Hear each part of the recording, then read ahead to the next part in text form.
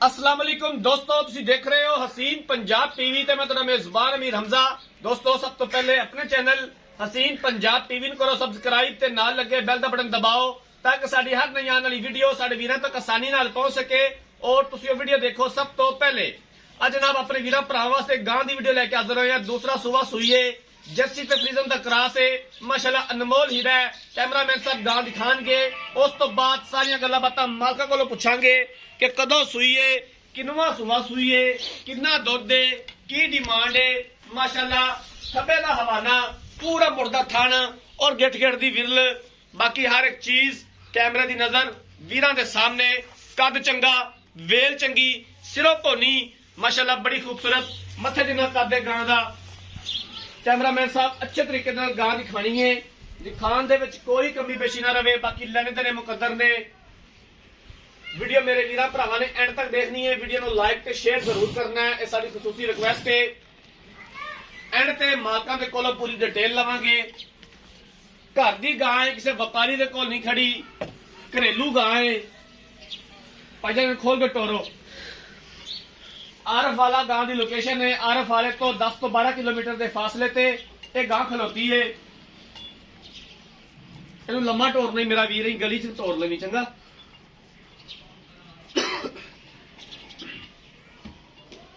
कोशिश करी दी है कि अपने वीर भरावां अच्छे तो अच्छा जानवर दिखा सकिए। बाकी लेने देने मुकद्दर ने।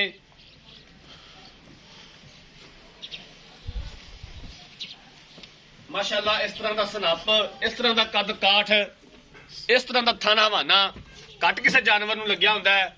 थब्बे दा हवाना है माशाल्लाह।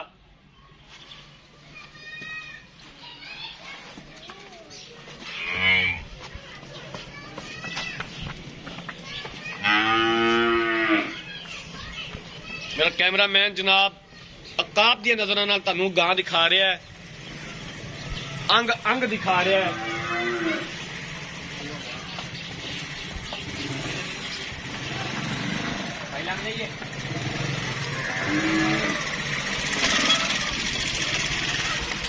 ले चल भी अंदर।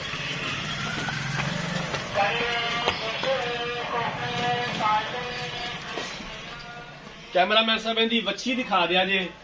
वच्छी माशाल्लाह बड़ी खूबसूरत है, इंपोर्टेड है। आ वच्छी है जनाब, नाड़वा नाल है। उठ बई।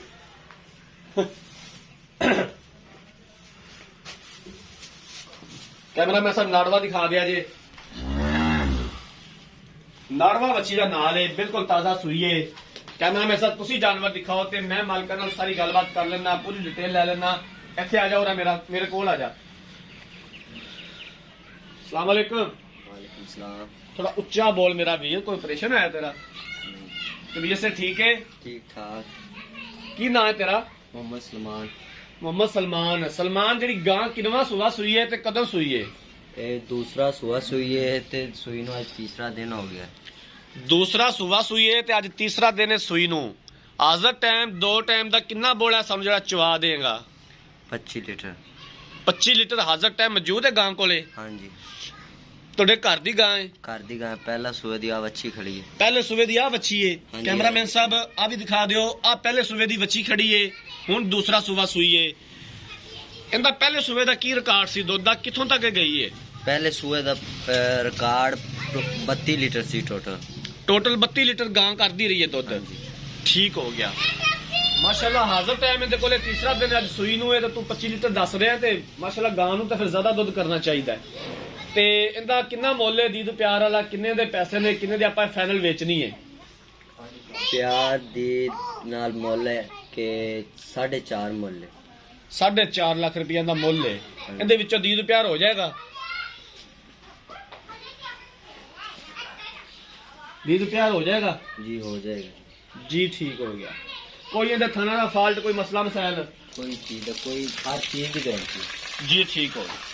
लो जनाब मालिक ਦੀਆਂ ਗੱਲਾਂ ਬਾਤਾਂ ਸੁਣ ਲਈਆਂ ਨੇ। दूसरा सुबह गां सुई है, ਅੱਜ तीसरा दिन है सुई ਨੂੰ। ਪਿੱਛੇ ਵੱਛੀ है, ਹਾਜ਼ਰ ਟਾਈਮ 25 ਲੀਟਰ ਬੋਲਾ ਚਵਾਣਗੇ ਮਾਲਕ।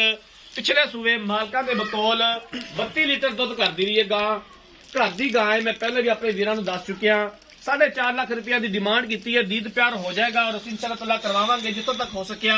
अगर किसी वीर भरा ने जानवर खरीदना है, रब्ता नंबर 0312 612 2054 0312 612 2054 इस नंबर ते WhatsApp बनी है। अगर साडी अज वाली वीडियो पसंद आए, वीडियो लाइक ते शेयर जरूर करना है। जिंदगी रही तो मिलांगे एक नई वीडियो के नाल। अपने मेजबान अमीर हमजा ने दो इजाजत। अल्लाह हाफिज।